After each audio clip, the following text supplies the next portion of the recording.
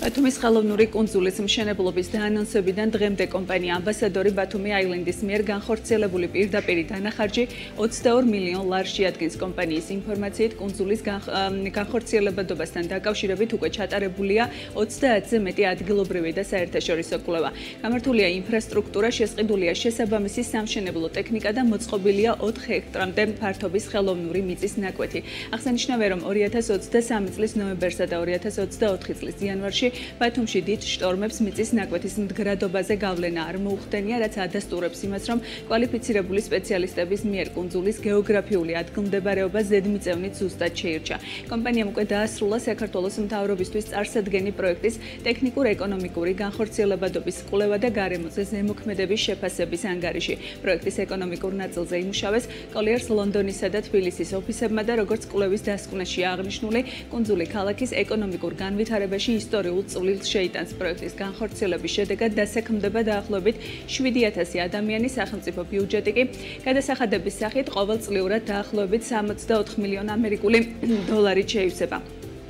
კუნძულის ტექნიკურ პროექტირებასა და განხორციელებადობაზე იმუშავა თურქულმა საერთაშორისო კომპანია Excel Project, რომელსაც განხორციელებული აქვს უმსხვილესი ინფრასტრუქტურული პროექტები მსოფლიოს 60-მდე ქვეყანაში. ჩატარებულმა კვლევებმა დაადასტურა, რომ ბათუმში ხელოვნური კუნძული აბსოლუტურად უსაფრთხო იქნება ექსპლუატაციისთვის. მისი დაგეგმარებისას გათვალისწინებულია 8 ბალიანი სეისმურობა და გლობალურ დათბობასთან დაკავშირებული წყლის მატების ტენდენციებიც. რაც შეეხება გარემოზე ზემოქმედების შეფასებას, ამ ანგარიშში ამბასადორი ბათუმი აილენდის კონტრაქტორმა ქართულმა კომპანია გამა კონსალტინგმა იმუშავა. კვლევის შედეგებმა აჩვენა, რომ აღნიშნული ადგილი არ წარმოადგენს დელფინების მარშრუტის ხაზს, ხოლო წყალქვეშა სამყარო არ გამოირჩევა განსაკუთრებული მრავალფეროვნებით. რისი მიზეზით ეგრეთ წოდებული ბენზეს უბანში არსებული ისტორიულად ჩაღრული ნავთობით დაბინძურებული პლაჟია, რომელიც ამავდროულად იწვევდა უსიამოვნო სუნს.